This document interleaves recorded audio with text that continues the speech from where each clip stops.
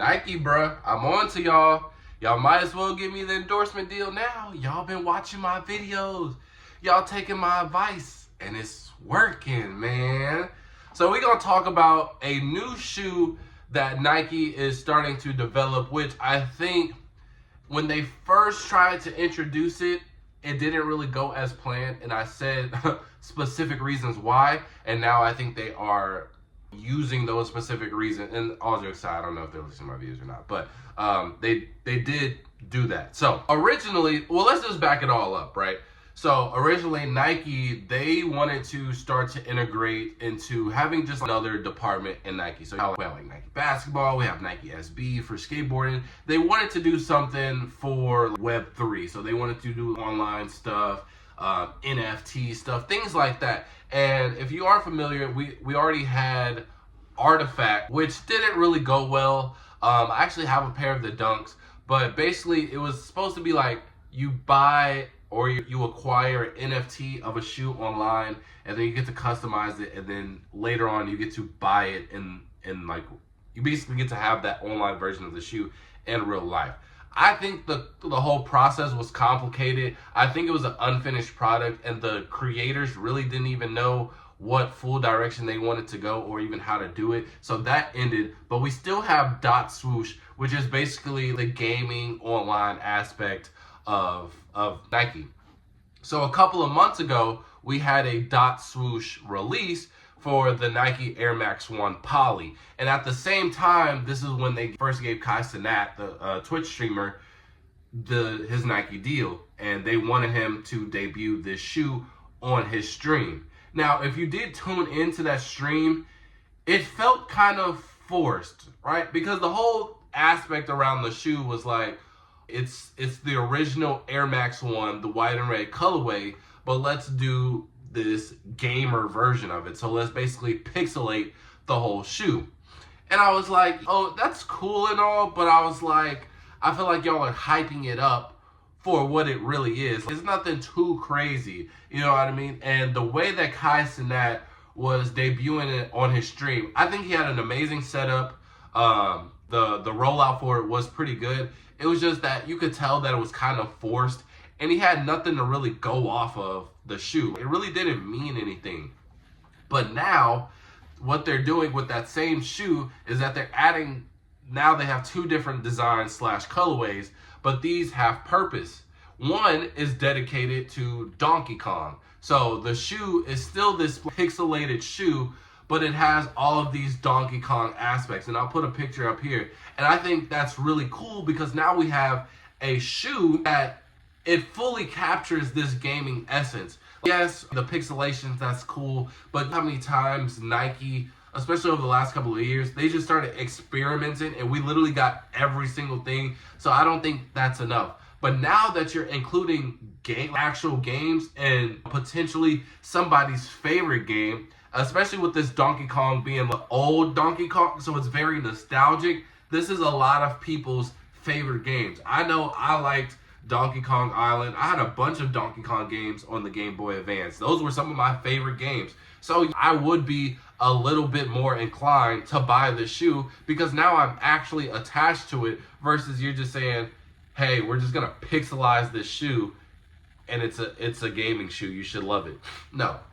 And now they also have a Tomb Raider colorway, which is, again, that's a lot of people's favorite game. That's an OG game. If you ask anybody like what's their favorite like PlayStation 2 or whatever system it came on back in the day, but originally there's gonna be a lot of people that say Tomb Raider. They love Lara Croft. It's fire. So having this is an absolute game changer because now if we bring these same two colorways on Kai Cenat's streams, now he can do so much more that it doesn't feel forced. He can have a whole stream or a whole segment at least dedicated to having the shoe right there, talking about the background, talking about the lore of the shoe while playing the actual game.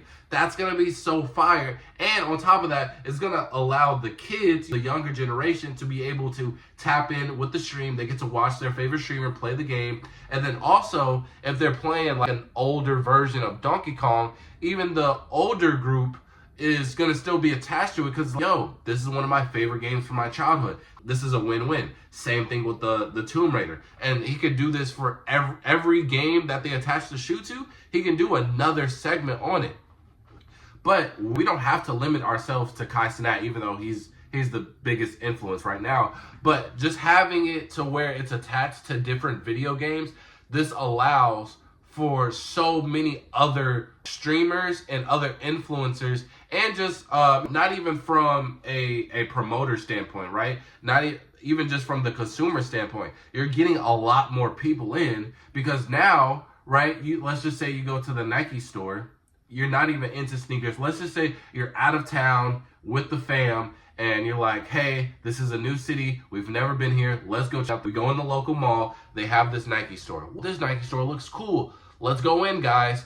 And then you're like, oh, I'm not even really a sneakerhead, man. It's wasting my time.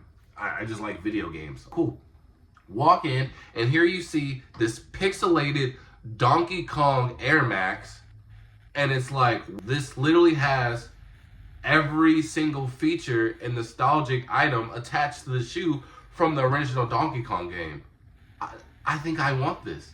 So that just bridges that whole different gap from a consumer standpoint. And then from an influencer standpoint, see, I don't really watch Kai Cenat like that, but some influencers that I do watch, I watch RDC World, and they're big into anime and video games. So giving them a shoe that they can promote on their streams, I would 100% be invested. And even though I would, depending on what the shoe is and what it's curated to, I would 1,000% be more inclined to purchase it, especially depending on how they talk about it, because those are some really cool guys. Those are some really funny guys, and they're gonna make sure, because they're gonna keep it real. So if they like it, they're gonna tell you. If they don't like it, they're gonna tell you. So I'm gonna feel 100% in good hands if I want to purchase it. And this is coming from if I wasn't a sneakerhead, because I know that there's a lot of easily impressionable kids online. So with some of their favorite streamers, they basically say, hey, do this, or hey, buy this.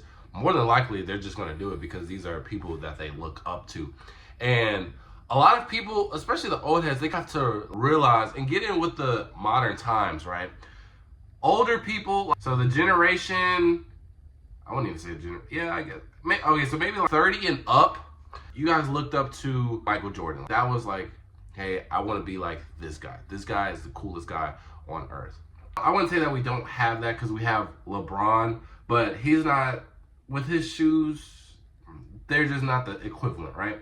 So a lot of these kids, their MJ is a Kai Cenat, a RDC World. So having this just whole new aspect open up, where we have game specific shoes, that's just amazing. And obviously that can open up so many different avenues, because they can host like tournaments that this is a way to win the game. So then that also gives you a new and refreshing feel to how we get sneaker releases. I think that would be pretty dope. Or just as simple as tuning in to the actual stream, and you have to be there at a certain part and click on it as fast as you can, doing something like that. I think even that would be pretty cool versus just the standard stand in line or 10-minute draw on sneakers.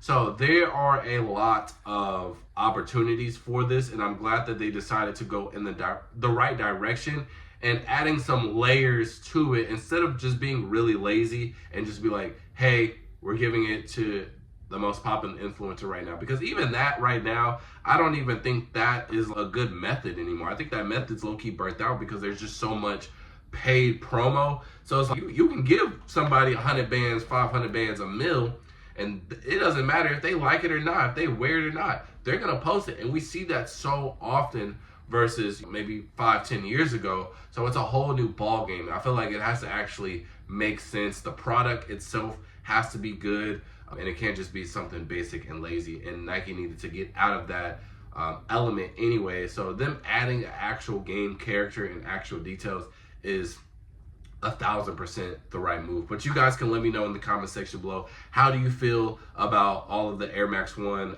polys? How do you like about the game aspect? How do you like them integrating with like the Twitch world, the streaming world, the gaming world? I think that's pretty dope, and I think that could be really huge. But you guys let me know in the comment section below. And with that being said, flow out. Peace.